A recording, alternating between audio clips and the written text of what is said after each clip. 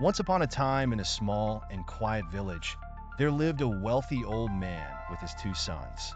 The younger son, Johnny, was a restless and adventurous boy who often dreamed of seeing the world and living a life of excitement. One day, he went to his father and asked, "Father, please give me my share of the inheritance now, so I can go and see the world." The father, loving his son dearly, reluctantly agreed and gave Johnny his portion of the wealth. Johnny was overjoyed and set off on his grand adventure. He traveled to faraway cities, attended grand parties, bought fancy clothes, and made many new friends. He lived lavishly and spent money without a second thought. But soon, Johnny ran out of money. His new friends disappeared, and he found himself penniless and alone in a strange land. Desperate and hungry, Johnny took a job feeding pigs on a farm. He was so hungry that he wished he could eat the food that was meant for the pigs. One day, as he sat in the mud feeling sorry for himself, Johnny thought, "Even the servants in my father's house live better than this. I will go back to my father and ask for his forgiveness. I will beg to be one of his servants." With a heavy heart, Johnny began the long journey back to his village. As he neared his home, his father saw him from a distance.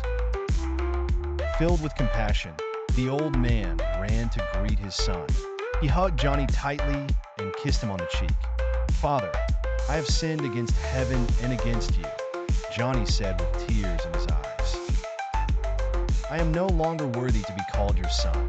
But the father called to his servants, "Quick, bring the best robe and put it on him. Place a ring on his finger and sandals on his feet.